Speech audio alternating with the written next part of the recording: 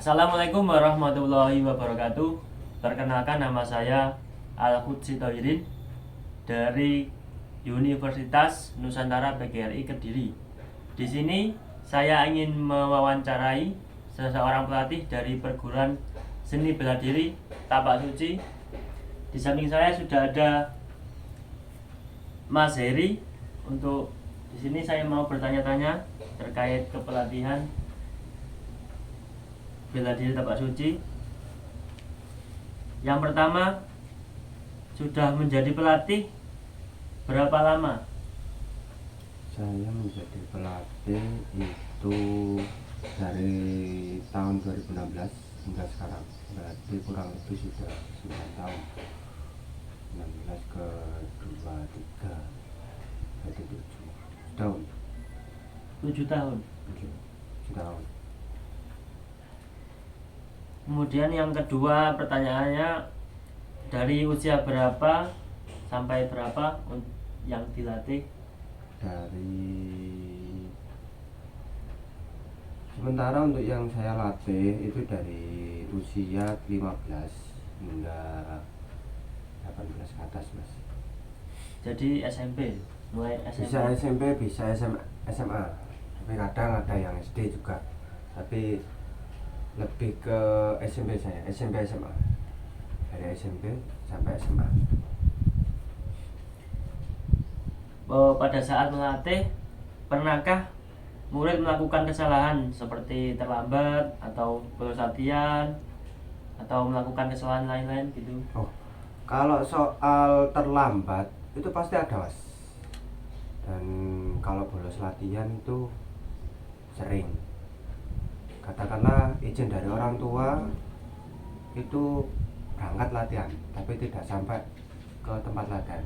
Kadang saya ditelepon sama orang tuanya untuk kok nggak ada. Kadang saya juga telepon, pulangnya pun juga gitu, nggak sampai rumah malah habis pulang latihan anaknya belok.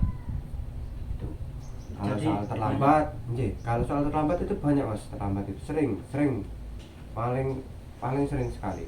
Terus habis itu kesalahan yang lain itu mungkin kesalahan saat latihan lah. Saat latihan mungkin mungkin disuruh katakanlah kuda-kuda atau enggak yang lainnya, gerakan yang lain itu salah, ya itu maklum lah, namanya juga anak baru berlatih ya. Anak latihan juga. Kemudian untuk hukumannya bagi siswa-siswa yang melanggar dalam pelatihan itu seperti apa hukuman yang Kalau diberikan? hukumannya saya variasi, Mas.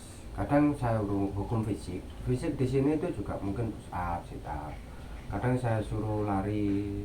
Kadang juga ya dipukul kecil-kecilan lah, Mas. Sama saya sendiri, kalau sama asistennya. Kadang juga kalau yang terlambat itu hukumannya kita kena denda. Jadi setiap 1 menit itu kita denda sebanyak 100 rupiah. Nanti tinggal dianya terlambat berapa menit tinggal kita kalikan untuk Jadi masih ada hubungan dalam fisik gitu. Iya. Ya. Fisiknya. Kemudian bagaimana tanggapan untuk atlet pada saat pertandingan, kalau atlet itu minder gitu, bagaimana pendapat? Kalau soal pertandingan, saya sebelum pertanding itu saya sudah memberitahukan ke atlet-atlet ya, Mas. Mungkin 1 bulan sebelum pertandingan dimulai itu saya sudah memberitahukan kepada atlet. Terus habis itu atlet itu malah banyak yang pengen ikut. Jadi waktu latihan itu mereka itu kayak minder waktu latihannya, tapi waktu Motivasi gitu. iya, dari saat latihan itu malah mereka itu malah semangat, nggak ada mindernya waktu latihan karena dilihat teman-temannya sendiri. Tapi kalau waktu saat pertandingannya mereka kan nggak kenal, jadi mereka kayak termotivasi lah tuh. Tapi waktu nanti latihan itu mereka itu minder sama temannya sendiri.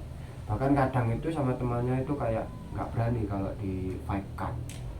Nah, kalau di gerakan seninya mereka itu kayak kalau dilihat temannya sendiri itu kayak kurang pede, tapi kalau dilihat sama banyak orang yang bukan temennya, Malah pede. pedenya minta ampun. Oh, iya. Bahkan setelah pertandingan atau enggak setelah penampilan itu kayak katakanlah wisuda dan yang lain-lainnya, mereka itu seperti pengen mencoba lagi karena termotivasi itu tadi.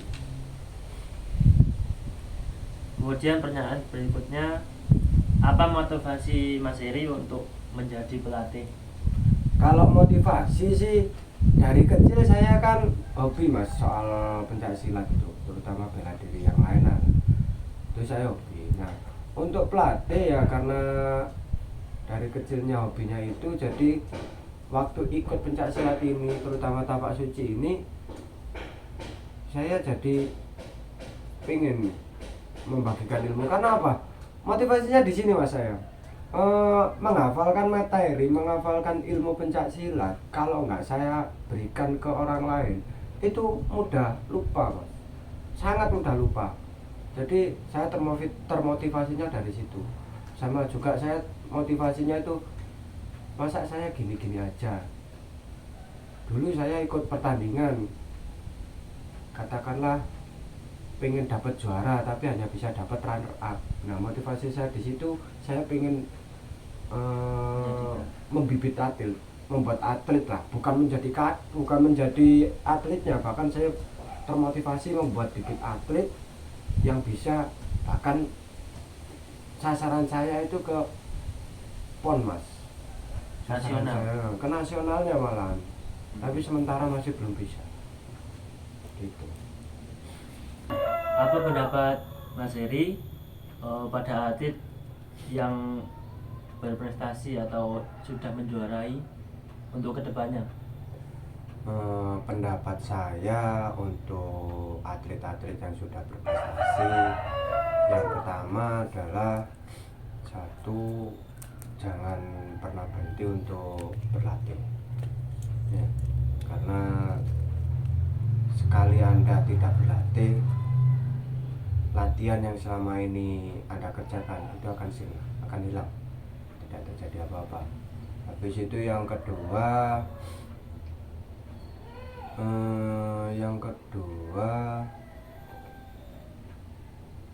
jangan pernah